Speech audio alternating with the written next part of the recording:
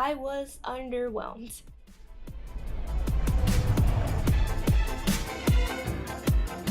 I watched the original 1988 Beetlejuice for the first time a week ago, just days before I watched Beetlejuice Beetlejuice.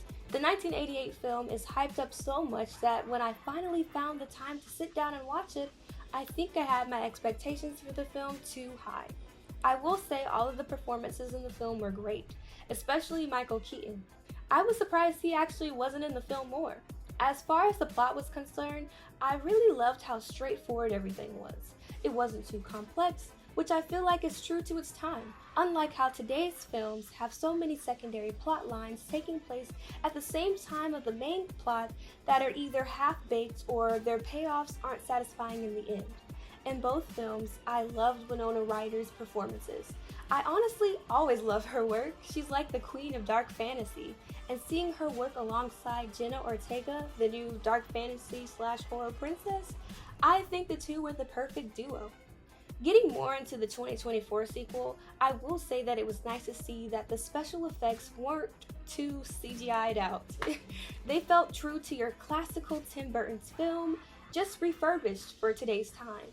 It was nice to see Beetlejuice have a little bit more screen time. I do think that the introduction of certain new characters were unnecessary to the overall plot of the film. I think the addition of Willem Dafoe's character didn't add too much to the story. But I'm not really complaining too much because, it's Willem Dafoe. I do think this sequel suffers from having too many stories going on at once. A lot of modern day films seem to suffer from this. It's like filmmakers are struggling to maintain their audience's attention.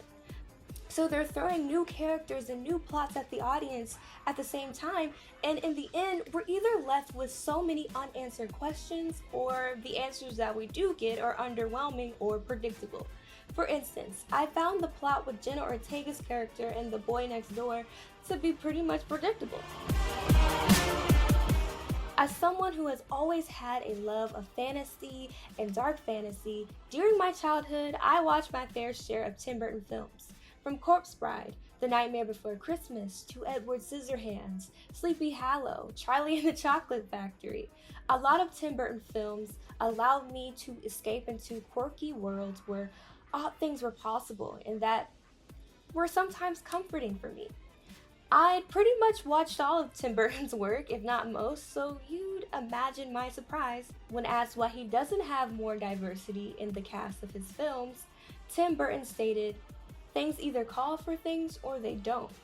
In an interview with Bustle magazine, he compares his not casting black people in his films with blaxploitation movies of the 70s having predominantly black casts, which I find incredibly tone deaf. Blaxploitation films were essentially a genre, or rather a social movement meant to empower black people in a cinematic realm where predominant black casts were scarce. It was meant to subvert racial discrimination and uplift an entire culture, whereas Tim Burton's films cannot and should not be compared to an entire socio-cultural movement. So now, as I watch Tim Burton's films in adulthood, it's hard for me to get those same feelings of comfort as I did as a child, knowing just how he feels about black people essentially not matching the aesthetic of his films. It's like watching something that once allowed you a chance to escape and realizing that you were never welcomed in the first place. When I first started watching them, I was hopeful that Burton was making an effort to include several black people in his films. I thought it was a nice ode to the 70s hit show Soul Train, but there was just something disturbing about the scene as it went on. None of the black people really talked. They were just dancing and smiling and almost mere caricatures of black people. I'm not sure if the black people were riding on the train as passengers or if they were liaisons for the passengers. Either way, they didn't feel human enough. They felt fake. Overall, I'll rate Beetlejuice Beetlejuice a 5 out of 10.